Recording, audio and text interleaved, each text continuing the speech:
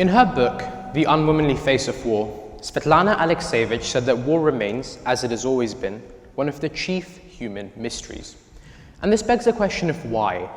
Why, despite the enormous and indeed obvious social, financial, and human cost of war, why has it been the case that time and time again we resort to conflict?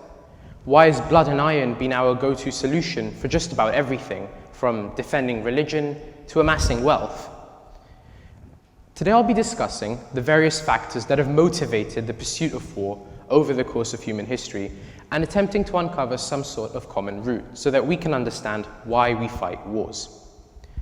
Perhaps the most obvious reason to go to war is a desire for more. More land, more wealth, taking slaves, building an empire, or any number of things. Julius Caesar captured or enslaved more than 1 million Gauls over the course of the Gallic Wars, while in the early modern period, France and Austria battled it out for decades over control of the Italian city-states like Milan for their immense wealth and culture. However, greedy desires for wealth and money alone aren't enough to warrant war. My neighbor has a nicer TV than me, but I don't turn up at his door with 10,000 angry Marines behind me. Not yet, anyway.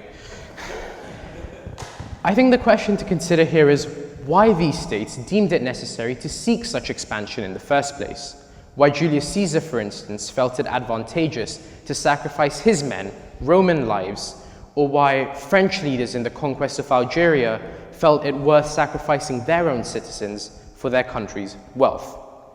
Surely this challenges the very concept of a state to defend its citizens above all else. Perhaps the real reason humankind is so relentless in its rush to war lies in what justifies this economic gain and places it firmly in the interest of the state and its citizens rather than to their detriment. So what is this mysterious force? Fear and vulnerability. In 1941, Japan attacked the American naval base at Pearl Harbor, thus triggering American entry into the Second World War against them. So why did Japan do this? Well, often a preemptive strike is designed to do exactly as the name suggests, cripple enemy morale and resources before they have a chance to use these things against you. But there isn't always an imminent military threat in history. The South African Zulu people were hardly marching on London in 1879 before Britain decided to go to war against them. And yet, this element of fear remains, albeit behind a different mask. If we look at this through a Marxist lens, imperialism and expanding economies demand the conquest of foreign markets, or else they will simply be overtaken. While it may not always be as black and white as this, there is still merit to the view. Had Spain, for instance, decided to pause their colonial expansion and not enter conflict with the Aztecs and other people in Latin America, their neighbor Portugal may well have overtaken them economically and possibly, in the long run, even become the dominant force of the Iberian Peninsula.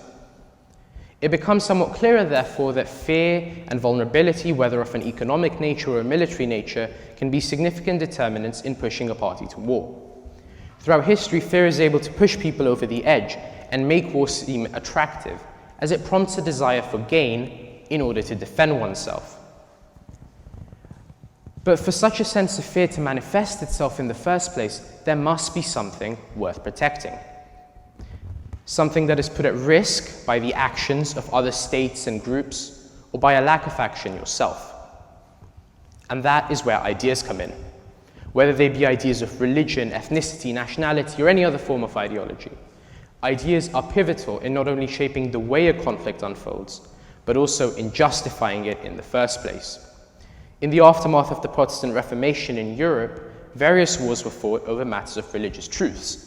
The 30 Years' War was one of them, and it was born out of a religious dispute between Protestant nobles in Bohemia and the Catholic Holy Roman Emperor Ferdinand II. Even today, conflicts rage in places like Afghanistan or the Middle East between combatants who at least claim to be fighting in the name of their religious beliefs.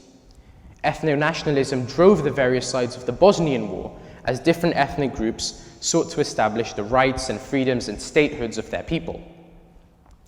Ideas and ideology form the very basis of any warring side's motives, whether it be the active protection of them or their propagation and consolidation.